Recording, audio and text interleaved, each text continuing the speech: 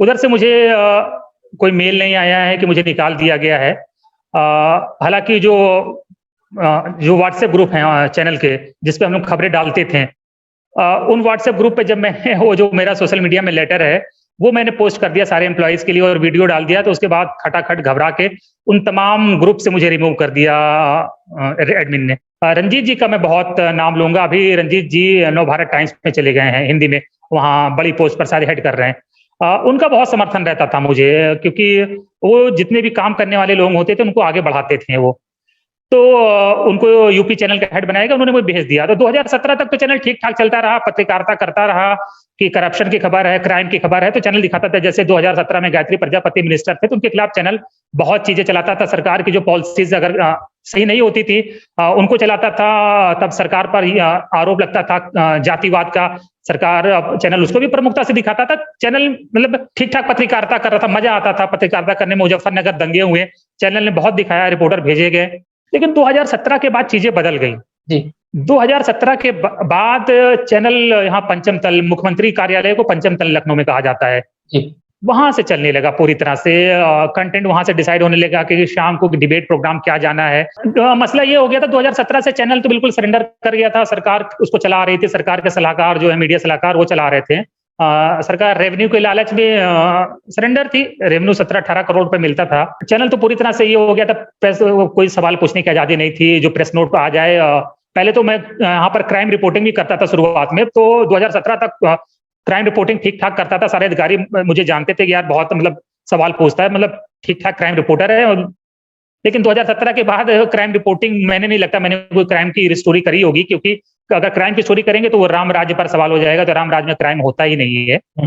तो crime reporting बंदी हो गई थी। तो ये दुर्गेश लड़का जो घूम रहा था, ये फिर मेरे पास फिर आ गया। तो मैंने कहा यार 4 महीने से तू घूम रहा है, मेरे पास मत आना भाई, तू कहीं और देख। मैं तेरी क्या, मैं मंत्री विधायक नहीं हूँ।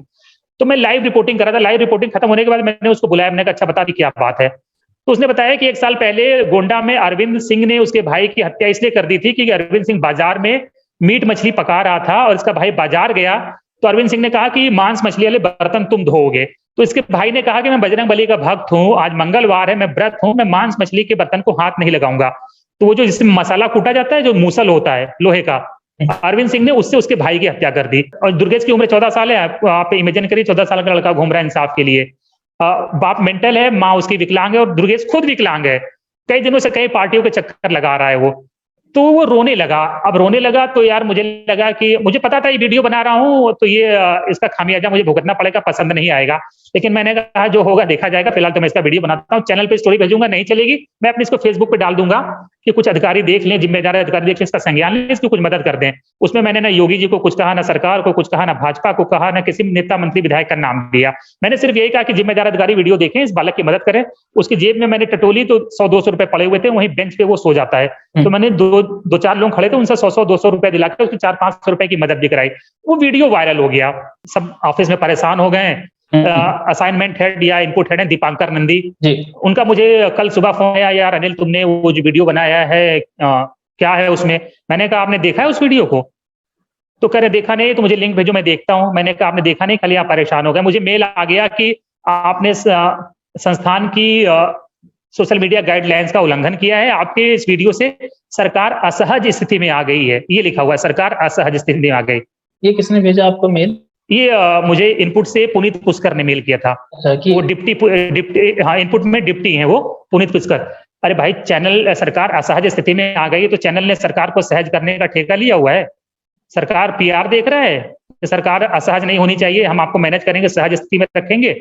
सरकार असहज स्थिति में आ रही है, अपोजिशन टारगेट कर रहा है, तो सरकार जाने अपोजिशन जाने, वो दोनों का आपस का मामला है, अपनी कुश्ती वो दोनों लड़े, हमें उससे क्या मतलब है। और फिर दीपांकर नंदी का जब फोन आया था, मैंने कहा कि कुछ पत्रकारिता बची है कि नहीं, 2-4% भी करने दोगे पत्रकारिता कि नहीं करने दोगे, कि बिल्कुल केचुआ चाहते हो, रीढ़ की हड्डी निकाल दी जाए। तो मुझे लगा कि ये लोग इस बार इन लोगों की रीढ़ में दम, क्योंकि मनोज गैरोला जब से आए हैं चैनल, जब तक संजय कुलश्रेष्ठ संपादक थे तब तक चैनल ठीक था। ये मनोज गैरोला आए हैं, इनका कोई अब ये मैनेजिंग एडिटर है, इनका कोई पत्रकारिता का इतिहास भूगोल नहीं है। ये कहीं उत्तराखंड से आए हैं, कहीं काम करते होंगे और 15-20 लाख सैलरी है। ये पूरी तरह चैनल इन मनोज गैरोला के आने के बाद चैनल ने सरेंडर किया है। बिल्कुल सरकार ने बैठने को कहा, चैनल लेट गया सरकार के आगे कि आप बैठने को कह रहे, हम तो बहुत अच्छा लेटते हैं, आप देखिए मालिकान हमारे लेटने की अदा। तो ये मनोज गैरोला के आने के बाद चैनल पूरी तरह से लेट गया है ये। तो मैंने कहा कि तुम्हारी नौकरी को मैं निकालता हूं, क्योंकि सुबह कॉन्कॉल होती है। कॉन्कॉल आप जानते होंगे, मीडिया के व्यक्ति हैं कि दिन भर का एजेंडा कॉन्कॉल में सेट होता है कि आज क्या स्टोरी हम चलाने वाले हैं। सिर्फ मुसलमान से रिलेटेड स्टोरी लाओ, मुस्लिम इलाकों में जाओ, मुस्लिम स्कॉलर, मुस्लिम विद्वान, मुस्लिम सेलिब्रिटीज से बात करो, कुछ विवादित उनसे बुलवाओ। मेरे चक्कर में मुनव्वर राना लखनऊ में रहते हैं, मकबूल शायर हैं, मेरे इंटरव्यू की वजह से उन पर मुकदमा हो गया था। मैं बोला था कि फ्रांस में मैं होता तो भाई मैं उस टीचर को मार देता जिसने पैगंबर की शान में कुछ बोला था।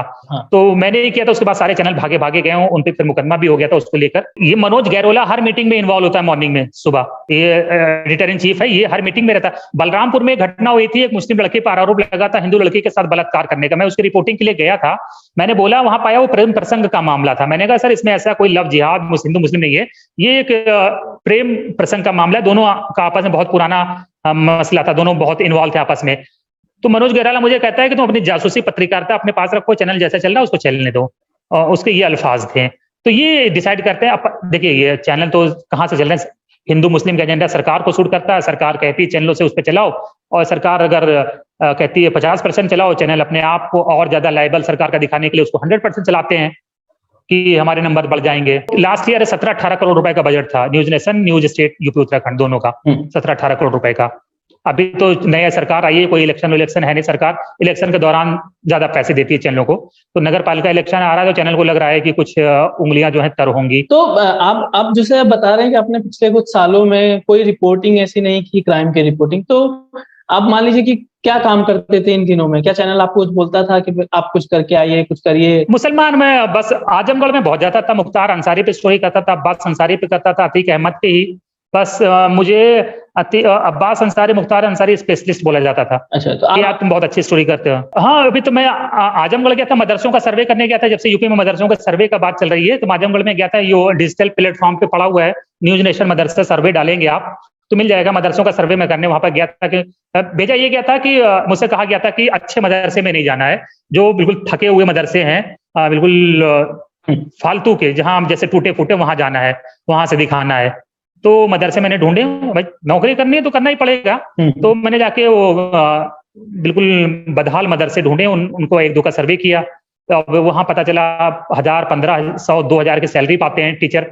तो जहां जिस मदरसे में 2000 सैलरी पाएगा वहां आइंस्टीन तो पढ़ाएगा नहीं, तो वहां 2000 वाला ही पढ़ाएगा। तो जाहिर बात है, जब उनको कुछ नहीं आएगा बच्चों को क्या आएगा। मैंने करके भेजा कि किसी को कुछ नहीं आता।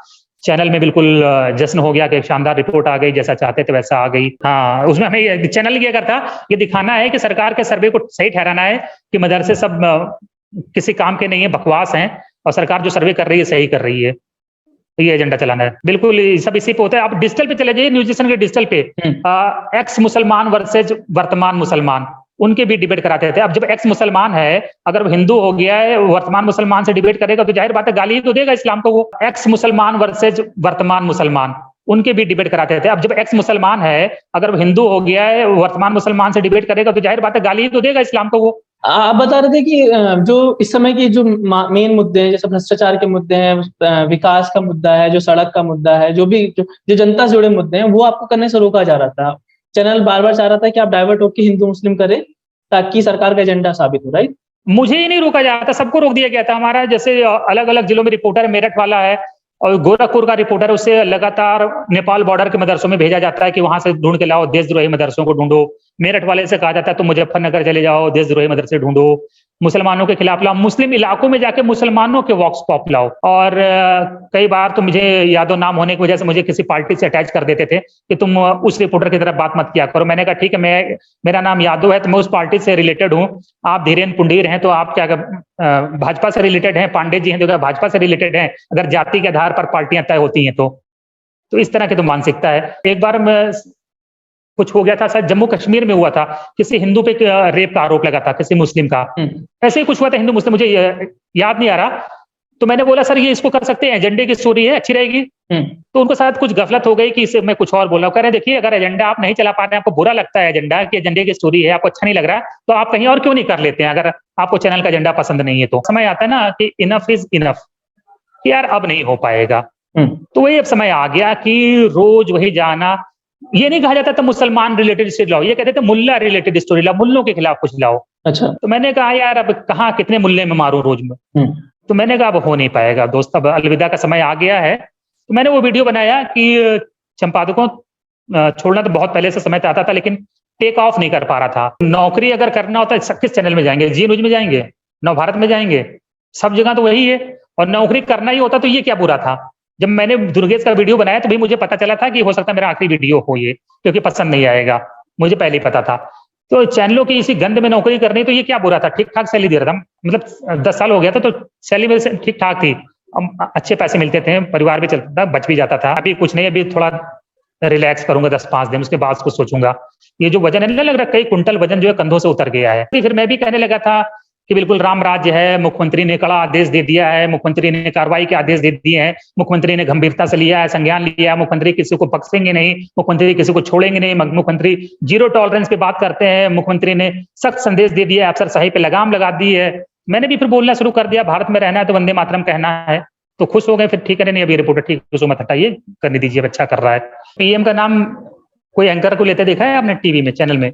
जब वहां दिल्ली में बैठे लोग नहीं ले पाते, रिपोर्टर कहां से लेगा। कई बार बोला कि सर अच्छा स्टोरी कर सकते हैं, हाँ हाँ करते हैं, देखते हैं, ठीक है ठीक है, और कुछ बताओ। जब तक मुसलमानों से रिलेटेड ना बताओ तब तक और कुछ बताओ, और कुछ बताओ। जब मुसलमान बोल दो वाह वाह, तब कॉल में जो सीनियर रहता है वो रिपोर्टर का मुंह चूम लेता है। तो जब मुसलमान बोल दो वाह वाह, तब कॉल में जो सीनियर रहता है वो रिपोर्टर का मुंह चूम लेता है।